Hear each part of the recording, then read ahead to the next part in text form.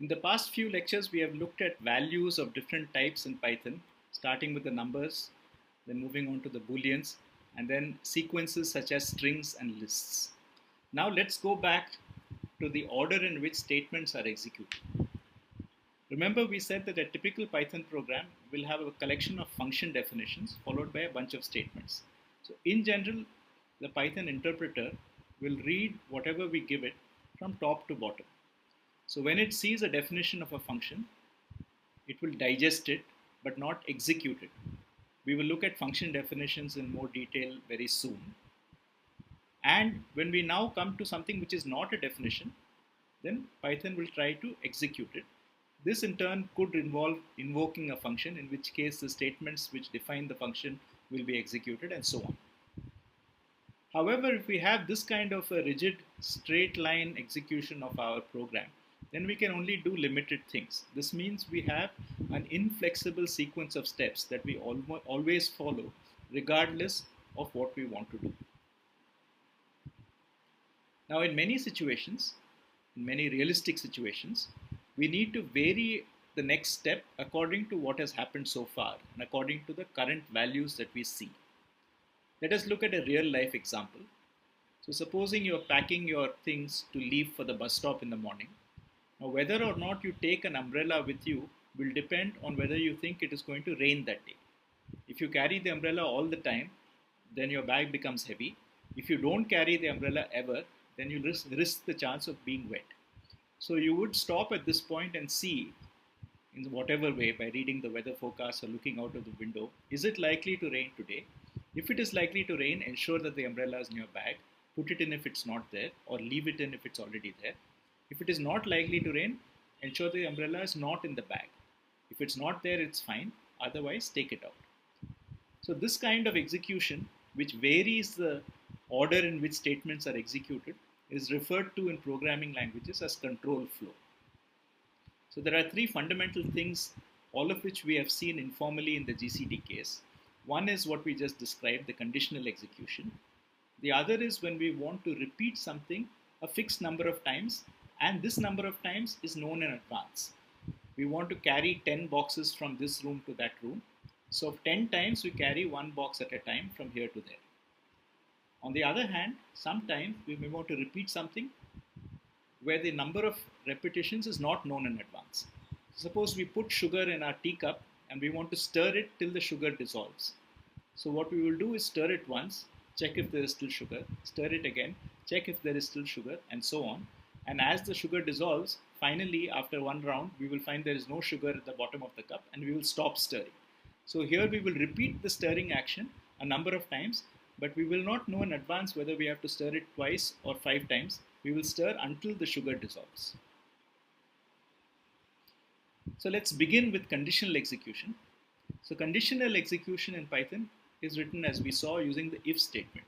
So we have if, then we have a conditional expression which returns a value true or false, typically a comparison, but it could also be invoking a function which returns true or false, for example. And we have this colon which indicates the end of the condition. And then the statement to be executed conditionally is indented. So it is set off from the left so that Python knows that this statement is governed by this condition.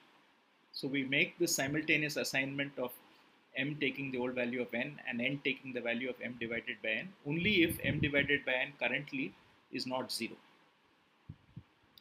So the second statement is executed conditionally only if the condition evaluates to true, and indentation demarcates the body of the if. The body refers to those statements which are governed by the condition that we have just checked.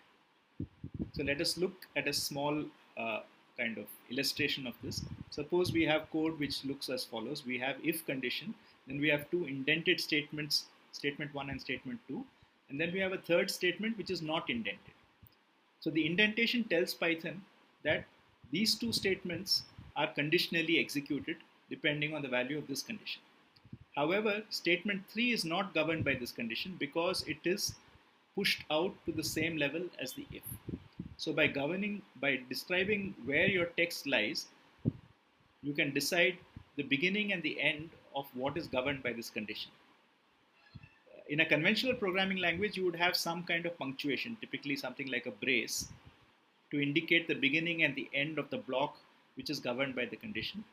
So one of the nice things about Python, which makes it easier to learn and to use and read, is the dispensation with many of these punctuations and syntactic things which make programming languages difficult to understand.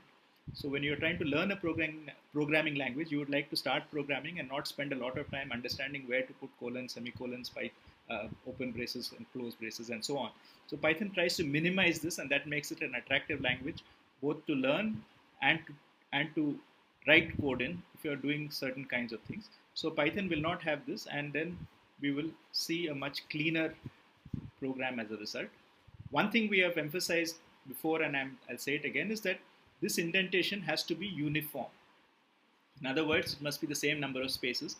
And the most dangerous thing you can do is to use a mixture of tabs and spaces. When you press the tab on your keyboard, it inserts some number of spaces which might look equal to you when you see it on the screen, but Python does not confuse tabs and spaces. So one tab is not going to be equal to 3 spaces or 4 spaces or whatever you see on the screen. And the more worrying thing is that Python will give you some kind of error message which is not very easy to understand. So it's quite useful to not get into the situation by remembering to always use exactly some uniform strategy, for example 2 spaces, to indent whenever you have such a nested block. So quite often we have two alternatives, one to be taken if the condition is true and the other to be taken if the condition is not true. So if it is likely to rain, ensure the umbrella is in the bag, else ensure the umbrella is not in the bag. Right? So in this case, for example, if the remainder is not 0, continue with new values for m and n. If the remainder is 0, then we have found the GCD, namely the smaller of the two values. So this is indicated using the special word else, which is like the English else, again with a colon. And again we have nesting to indicate what goes into the else, and the if and the else should be nested at the same level. The else is optional, so we could have the if without the else. Technically speaking, the condition that we put into an if statement must be an expression that explicitly returns a Boolean value, true or false.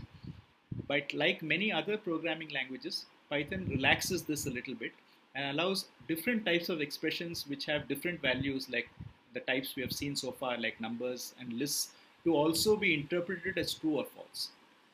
In particular, any number, any expression which returns a number 0, any numeric expression of value 0 is treated as false. Similarly, any empty sequence, such as the empty string or the empty list, is also treated as false. And anything which is not this case, so if I have a non-zero value as a number, or if I have a non-empty string, a string with 7 characters, or a non-empty list, a list with 3 values, then all of these would be interpreted as true if I just stick them into a condition. So this can simplify our expressions and our code. So instead of saying m%n, as we said before, m%n not equal to 0. So remember, if it is not equal to 0, then it is true. Right? So when it is not equal to 0, it is true. So if this condition holds, the same as asking whether m%n is a non-zero value. And if it is non-zero value, we want to replace m and n. So we can just write if m%n. Right? So this is a shortcut. Now use it with care. Sometimes if you are used to it and if you are familiar with what's going on, this can simplify the way you write things. But if you are not familiar with what you're going on, you can make mistakes. So if you're in doubt, write the full comparison. If you're not in doubt, or if it's very obvious, then go with the shortcut.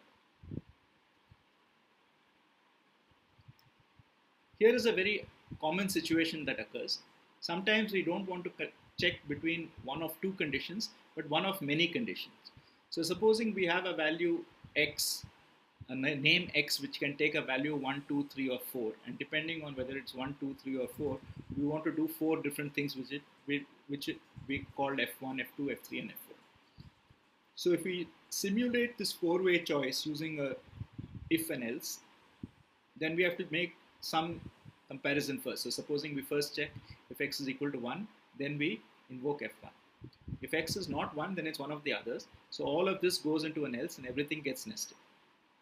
Then we check, in this case, if x is equal to 2, then we do f2. Otherwise, we have 3 or 4. So now all of this is nested once again.